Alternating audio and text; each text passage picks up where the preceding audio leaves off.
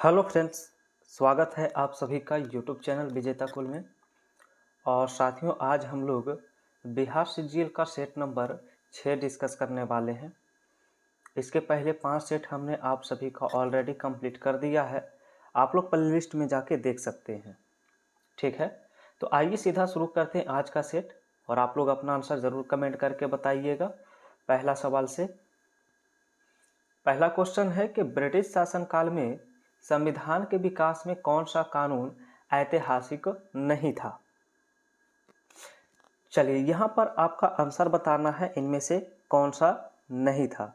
तो फ्रेंड्स, इसमें protection of civil rights act 1955 जो दिया है वो ब्रिटिश काल में संविधान के विकास से संबंधित नहीं था।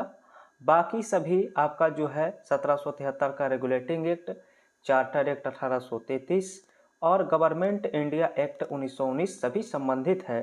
तो इसका आंसर डी करना क्या है, राइट आंसर है। चलिए, अगला सवाल 2 है। तो लिखा गया कि दिवंगत अभिनेता कुमुदलाल गांगुली, उन्हें उनके पंचीय नाम अशोक कुमार से भी जाना जाता है, का जन्म बिहार के निम्न में से किस शहर में हुआ था। 2 का राइट आंसर याद रखिए, इनका जन्म भागलपुर में होता है। भागलपुर राइट आंसर है।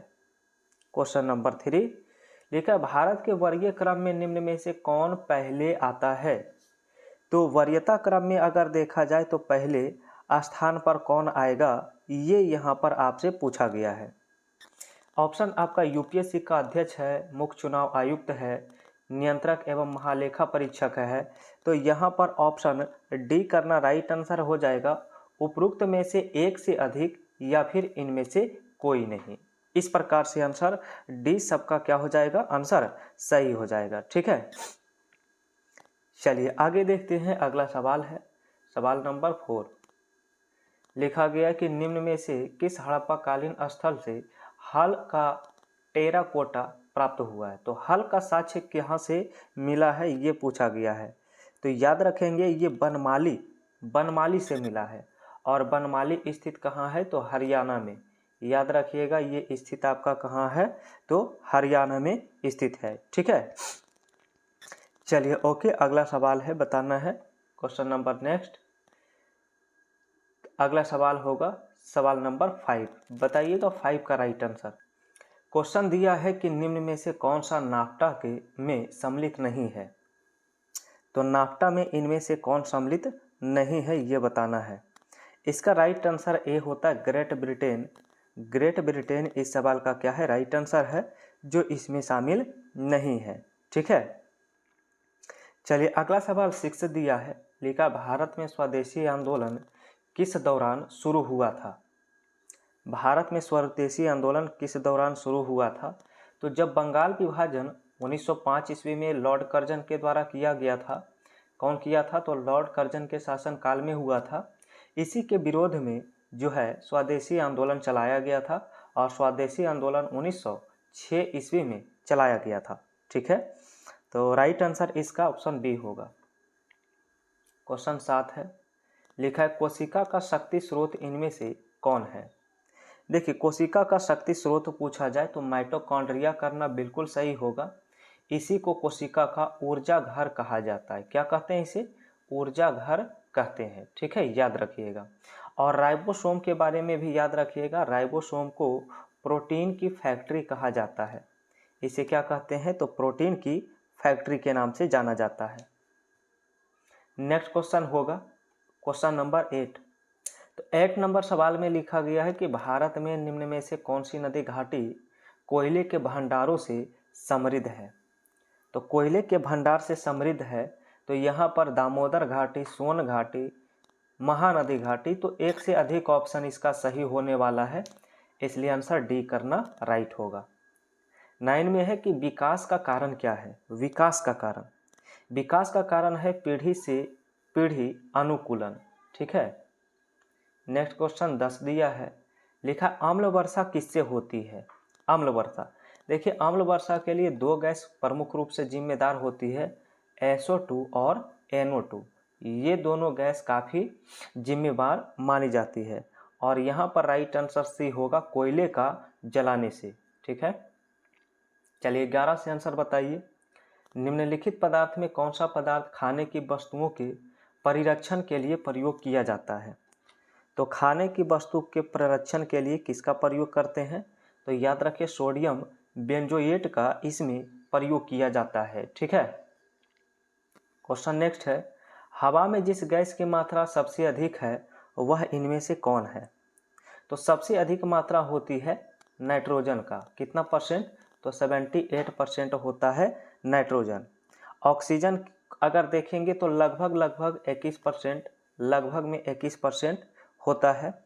वहीं कार्बन डाइऑक्साइड की मात्रा 0.03% होता है। तो सही आंसर इसका ऑप्शन डी हो जाता है। ठीक है।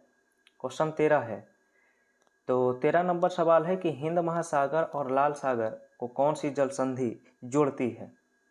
तो हिंद महासागर और लाल सागर को बाब अल मंदब जोड़ती है। क्वेश्चन 14 दिया है कि समाजवाद का समर्थक कौन था जो 1933 में ब्रिटिश शासन, देसी राज्य, जमींदारवाद और पूंजीवाद को उखाड़ फेंकना चाहता था? 14 का ऑप्शन बी होता है जवाहरलाल नेहरू। ठीक है। नेक्स्ट क्वेश्चन 15 से बताना है। तो फ्रेंड्स 15 में लिखा गया है कि दृश्य स्पेक्ट्रम के तरंगदैर्घ्य की सीमा बताइए कितनी होती है? दृश्य स्पेक्ट्रम का जो सीमा होता है वो 3900 से 7600, यहाँ पर राइट आंसर बी होता है। ठीक है। 16 नंबर सवाल है। तो लिखा है संक्षेप में TRIMS का बताइए ये संबंध किससे है? ट्रिम्स किससे संबंधित होता है? बिल्कुल सही, ऑप्शन सी होगा, व्यापार संबंधित निवेश उपाय से ये क्या है? संबंधित है। ठीक है। अगला सवाल देखेंगे 17 से। तो लिखा है एक अच्छे यूरोपीय पुस्तकालय की एक अलमारी भारत तथा अरब के संपूर्ण साहित्य से अधिक मूल्यवान है, यह किसने कहा था? यानी यह कथन किसका है? तो 17 का ऑप्शन ए होता है TB मैकाले का। नेक्स्ट है 18 नंबर सवाल। किसी समुदाय को अनुसूचित जनजाति के रूप में घोषित करने के लिए इनमें से क्या आवश्यक है? ठीक है। तो अनुसूचित जनजाति के रूप में घोषित करने के लिए यहाँ पर पहला है आदिम लक्षणों के संकेत, सही है। विशिष्ट संस्कृति, ये भी सही है। बड़े पैमाने पर समुदाय के साथ संपर्क में श्रम, ये भी सही है। पिछड़ापन एवं भौगोलिक अलगाव, यानी सभी का सभी हो जाएगा आंसर इसमें, ऑल उत्तर राइट है। ठीक है। Question number 19। तो 19 में दिया है निम्न में से कौन सा पदार्थ साबुन बनाने में प्रयोग किया जाता है? साबुन बनाने में, तो साबुन बनाने में वनस्पति तेल का यूज किया जाता है। किस तेल का? तो वनस्पति तेल का यूज करते हैं, ऑप्शन ए हो जाएगा। साबुन बनाने की प्रक्रिया जो होता है उसे साबुनीकरण के नाम से भी जाना जाता है, याद रखिएगा, सैपोनिफिकेशन कहते हैं। नेक्स्ट है 20। निम्न में से कौन सा मुख्यतः कार्बोहाइड्रेट है? तो कार्बोहाइड्रेट के अंतर्गत इसमें चावल आएगा और चावल ऑप्शन सी में दिया गया है। ठीक है।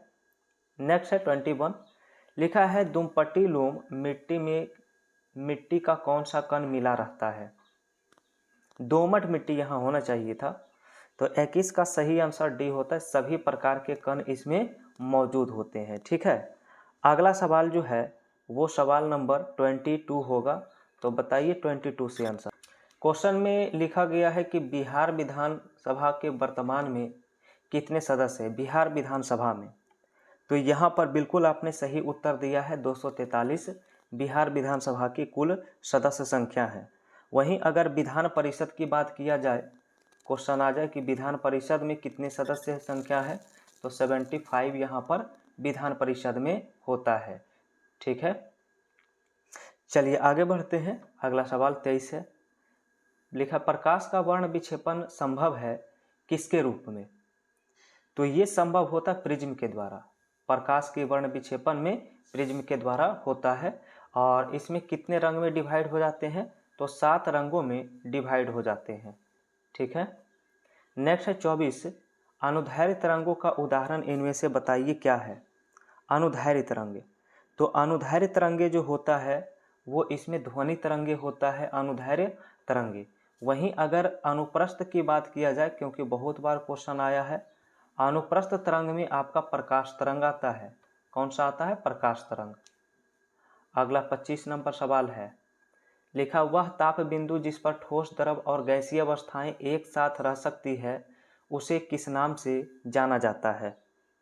तो इसे जाना जाता है त्रिक बिंदु। ऑप्शन डी राइट होगा, इसे त्रिक बिंदु कहते हैं। नेक्स्ट है 26, लिखा है आईआईटी खड़गपुर के अध्ययन दल के रिपोर्ट के अनुसार लगातार कितने वर्षों से न के बराबर वर्षा का होना सिंधु घाटी सभ्यता के पतन के कारण रहा है। देखिए, सिंधु घाटी सभ्यता के पतन के बारे में कई सारे फैक्ट्स हैं और यहाँ पर जो राइट आंसर आप सभी का है ऑप्शन नंबर डी होता है, इसका राइट आंसर 900 वर्ष। ठीक है। नेक्स्ट है 27, लिखा है ग्रामीण क्षेत्र में नगरीय सुविधाएं प्रदान करना प्रारूप किसके द्वारा प्रस्तावित किया गया था? 27 में ये बताना है। तो 27 का राइट आंसर ऑप्शन ए होता है, याद रखिएगा, एपीजे अब्दुल कलाम इसका क्या है? सही आंसर। नेक्स्ट है 28, लिखा है प्रकाश वर्ष का संबंध इनमें से किससे है? प्रकाश वर्ष, तो प्रकाश वर्ष से हम लोग दूरी मापते हैं। क्या मापते हैं? दूरी मापते हैं, तो ऑप्शन सी हो जाएगा। और क्वेश्चन आता है कि एक प्रकाश वर्ष बराबर वैल्यू बताइए, तो याद रखिएगा 9.46 इंटू 10⁻12 किलोमीटर, ये होता है क्या चीज़? तो ये होता है आपका प्रकाश वर्ष। ठीक है, चलिए देखेंगे नेक्स्ट क्वेश्चन होगा। और अगला सवाल बताना है 29 में, लिखा है स्वप्न वासव दत्ता के लेखक बताइए कौन है? ये पुस्तक है और इस पुस्तक के लेखक भास हैं, ऑप्शन बी होगा। अगला सवाल 30 में दिया है कि तेज हवा वाली रात्रि में ओस नहीं बनता है, क्यों? ऐसा क्यों होता है? तो इसका रीजन है वाष्पीकरण की दर उसमें क्या होती है? तेज होती है, जिसके कारण ओस नहीं बनती है। अगला है 31, लिखा राजस्थान में बहुत कम वर्षा होती है, क्यों? तो कम वर्षा होने का रीजन ये है कि हवाएं किसी प्रकार की बाधाओं को पार नहीं करती है, जिसके कारण ठंडा होने के लिए आवश्यक ऊंचाई प्राप्त होती है। तो अतः आंसर डी इसमें क्या है? सही है। अगला सवाल देखेंगे 32 से। तो 32 में लिखा गया है आज़ादी के बाद बिहार में सिंचित क्षेत्र बढ़ा है लगभग कितना गुना?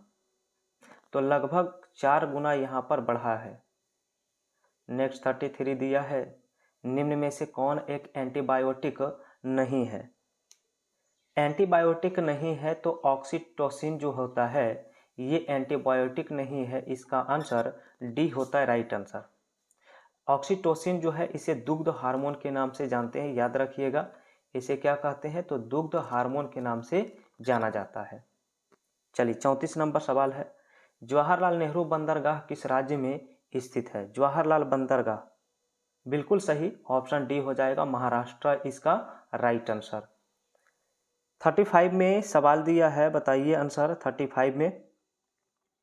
तो लिखा गया किस वैज्ञानिक ने अपर्दन चक्र का प्रतिपादन किया? अपर्दन चक्र, तो ऑप्शन बी होता है, डेविस के द्वारा। ठीक है। नेक्स्ट है 36 में, वर्ष दीर्घतम होता है, तो 36 के लिए सही आंसर करना है ऑप्शन ए में, प्लूटो पर क्या होता है? वर्ष दीर्घतम होता है। ठीक है। चलिए अगला सवाल देखेंगे 37 से। तो 37 में लिखा गया है अभिलेख जिससे यह होता है कि चंद्रगुप्त का प्रभाव पश्चिम भारत पर था, तो ये किस लेख से प्राप्त होता है? किस शिलालेख से प्राप्त होता है? इसका आंसर बताइए। तो 37 का ऑप्शन सी होता है, रुद्रदामन के जूनागढ़ अभिलेख से पता चलता है। ठीक है। 38 में है अंतरिम सरकार में वित्त मंत्री कौन थे? बताइए। वित्त मंत्री, तो इस समय वित्त मंत्री थे लियाकत अली। क्या है? लियाकत अली था। अगला सवाल 39, लिखा है नंद वंश का अंतिम राजा कौन था? नंद वंश का, तो नंद वंश का अंतिम राजा याद रखेंगे धानानंद। कौन था? धानानंद इसका राइट आंसर है। नेक्स्ट क्वेश्चन 40 आ चुका है, लिखा यदि किसी राज्य की विधानसभा का अध्यक्ष पद त्यागना चाहे तो उसे अपना त्यागपत्र किसे देना चाहिए? तो 40 के लिए ऑप्शन सी बिल्कुल ठीक है, उपाध्यक्ष को।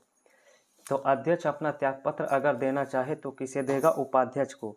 और ये दिया जाता है आर्टिकल 179 के तहत। किसके? तो 179 आर्टिकल के तहत दिया जाता है। ठीक है। नेक्स्ट 41 में दिया है, निम्नलिखित देश में किसमें कोयले का सबसे बड़ा संचित भंडार स्थित है? तो कोयले का सबसे बड़ा संचित भंडार है संयुक्त राज्य अमेरिका, USA इसका क्या है? तो आंसर सही होता है। और नेक्स्ट 42 से देखेंगे तो 42 में लिखा है, भारत के किस उद्योग में सर्वाधिक लोग कार्यरत हैं? सबसे अधिक लोग कार्यरत हैं भारत में कपड़ा उद्योग में, तो ऑप्शन सी इसका राइट होगा। नेक्स्ट है 43, कोपेन की वर्गीकरण योजना के अनुसार उत्तर प्रदेश और बिहार में किस प्रकार के जलवायु प्रदेश पाए जाते हैं? तो बिहार और यूपी में मुख्यतः जो पाया जाता है जलवायु वो होता है CWG प्रकार का, ऑप्शन ए हो जाएगा। नेक्स्ट क्वेश्चन है कि सागरीय लवणता का मुख्य स्रोत बताइए क्या है? सागरीय लवणता का 44 के लिए ऑप्शन बी करना बिल्कुल सही है, भूमि। ठीक है। नेक्स्ट है 45, यदि एक पंख, रबर की गेंद और एक लकड़ी की गेंद निर्वात में एक समान ऊंचाई से स्वतंत्रता पूर्वक एक साथ गिर रहे हो तो क्या होगा? तो इससे होगा कि तीनों एक साथ जमीन पर पहुंचेंगे। ठीक है। अगला सवाल 46 से बताइए। तो 46 में है कि भौतिक परिवर्तन एक उदाहरण है, तो भौतिक परिवर्तन किसका उदाहरण है बताइए? 46 के लिए सही आंसर डी करना है, पानी और चीनी में घुलना, पानी में चीनी का घुलना, ये क्या है? भौतिक परिवर्तन है। 47, कड़वाहट के लिए मानव जीव का कौन सा भाग संवेदनशील है? कड़वाहट के लिए, तो कड़वाहट के लिए जो संवेदनशील होता है वो पीछे का भाग होता है, जीव के पीछे का भाग। नेक्स्ट लिखा है कि निम्न में से आश्रु गैस की तरह काम में लेते हैं किसका? आश्रु गैस की तरह काम में लेते हैं, तो इसमें हम लोग क्लोरीन का, किसका? क्लोरीन का लेते हैं। ठीक है। और अगला सवाल 49 है, लिखा है संविधान के अनुसार धन विधेयक की परिभाषा में क्या है? धन विधेयक, तो धन विधेयक की परिभाषा है उपरोक्त में से एक से अधिक या फिर इनमें से कोई नहीं। चलिए 50 में बताइएगा। 50 में है कि भारत में राज्य सरकारों के लिए आय का सबसे महत्वपूर्ण स्रोत इनमें से क्या है? तो आंसर डी होता है बिक्री कर, जो होता है सबसे महत्वपूर्ण स्रोत होता है। ठीक है। 51 में है स्वतंत्रता पूर्व बिहार में बड़े जमींदार की राजनीतिक शक्ति बचाने का माध्यम क्या था? चलिए 51 का बताना है आंसर, तो आंसर सी होता है आर्थिक स्थिति। नेक्स्ट लिखा है नाफेड, नाफेड क्या है? तो नाफेड जो है ये सरकार सहकारी संगठन है। और अगला है 53 में, लिखा अरब सागर के द्वीप समूह लक्षद्वीप टापू अवस्थित है, तो कहाँ अवस्थित है? 53 का राइट आंसर याद रखिएगा, ऑप्शन ए होता है दक्षिण पश्चिम भारत में। नेक्स्ट है श्वेत प्रकाश कैसे पैदा करते हैं? श्वेत प्रकाश को कैसे पैदा करते हैं? तो 54 का ऑप्शन बी होता है तंतु को गर्म करके। अगला लिखा है 55 में, विद्युत चुंबकीय तरंगों का वेग कितना होता है बताइए? तो विद्युत चुंबकीय तरंग का वेग पूछा है तो ऑप्शन ए हो जाएगा 3 × 10⁸ मीटर पर सेकेंड। नेक्स्ट है आबाबाई एक स्वतंत्रता सेनानी भारत के किस राज्य में थी? तो 56 का ऑप्शन सी होता है कर्नाटक। नेक्स्ट लिखा है खाना बनाने में प्रयोग की जाने वाली मुख्यतः गैस कौन सी आती है खाना बनाने में? तो 57 के लिए आंसर सी याद रखेंगे, मीथेन। ठीक है। और अगला सवाल जो है सवाल नंबर नेक्स्ट होगा सवाल नंबर 58। लिखा गया निम्न में से कौन सा एक तत्व नहीं है? तो तत्व इनमें से कौन सा नहीं है? तो इनमें से कोई नहीं होगा या एक से अधिक उत्तर हो सकता है, तो इसका आंसर डी हो जाएगा। ठीक है। क्योंकि यहाँ पर तत्व के धातु, अधातु, उपधातु तीनों भाग होते हैं, तो एक से अधिक उत्तर हो सकता है। नेक्स्ट है 59। तो क्वेश्चन लिखा गया है कि जिमरमैन योजना का संबंध किस व्यक्ति से था, बताइए। बिल्कुल सही, ऑप्शन डी होगा उपयुक्त में से सभी, और उत्तर राइट है। सवाल 60 है, भारतीय राष्ट्रीय कांग्रेस ने भारत छोड़ो प्रस्ताव पारित किया था किस अधिवेशन में। बिल्कुल ऑप्शन डी करना राइट होगा, बंबई में ये प्रस्ताव पारित किया गया था। ठीक है, और भारत छोड़ो आंदोलन की शुरुआत कब हुआ था, तो 1942 में। नेक्स्ट है, पुरुष जीन संगठन इनमें से क्या होता है। पुरुष जीन संगठन, तो ऑप्शन बी याद रखिएगा, पुरुष में XY क्रोमोसोम यहाँ पर संगठन पाया जाता है। ठीक है, अगला सवाल होगा 62, बताइएगा आंसर। तो 62 में दिया गया है कि ए गैलरी ऑफ रास्कल्स पुस्तक के लेखक कौन है। ए गैलरी ऑफ रास्कल्स, तो ऑप्शन बी होता है रस्किन बॉन्ड होता है राइट आंसर। ठीक है, और अगला सवाल में 63 से करना है, निम्नलिखित स्मार्ट शहर में कौन सा दिन में 100% नवीकरणीय ऊर्जा पर चलने वाले भारत का पहला शहर बन गया है। तो 63 का राइट आंसर डी होता है दीव। नेक्स्ट है कि सूरसागर क्या है, बताइए सूरसागर। तो सूरसागर होता है इनमें से कोई नहीं। नेक्स्ट है 65, दिया है इनसाइड 2A कब छोड़ा गया था, बताइए इनसाइड 2A। ठीक है, तो यहाँ पर 65 का राइट आंसर ऑप्शन सी हो जाता है 10 जुलाई 1992 ईस्वी। ठीक है, 66 में दिया है कि वायुसेना की पश्चिमी वायु कमान के वरिष्ठ वायु कार्यकारी अधिकारी के रूप में किसे नियुक्त किया गया है। तो 66 का राइट आंसर बी होता है एयर मार्शल जसवीर सिंह मान। ठीक है, नेक्स्ट 67, इसमें है अंडमान और निकोबार कमान के 18वें कमांडर इन चीफ के रूप में 1 जून 2025 को किसने पदभार संभाला है। तो 67 के लिए बी ऑप्शन होगा लेफ्टिनेंट जनरल दिनेश सिंह राणा। ठीक है, और अगला देखेंगे 68 से। 68 में क्वेश्चन है कि 30 मई 2025 से टाटा केमिकल्स के नए अध्यक्ष के रूप में किसे नियुक्त किया गया है। तो 68 का ऑप्शन बी होता है एस पद्मनाभन। नेक्स्ट लिखा है, हाल ही में महाराष्ट्र सरकार के द्वारा लंदन में नीलामी से खरीदी गई ऐतिहासिक तलवार किस मराठा योद्धा से संबंधित है।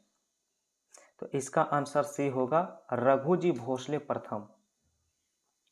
नेक्स्ट सवाल है कि केंद्र सरकार ने 2025-26 के पेराई सत्र के लिए गन्ने का उचित एवं लाभकारी मूल्य का कितना निर्धारित किया है, जो 10.25% की मूल रिकवरी दर पर आधारित है। 70 का सही आंसर ऑप्शन डी करना है 360 रुपये प्रति क्विंटल। नेक्स्ट है, रेलवे सुरक्षा बल की पहली महिला महानिदेशक के रूप में किसे नियुक्त किया गया है। तो इसका आंसर सी होता है सोनाली मिश्रा को। 72 सवाल है कि इंटरनेशनल क्रिकेट काउंसिल के नए कार्यकारी अधिकारी के रूप में किसे नियुक्त किया गया है।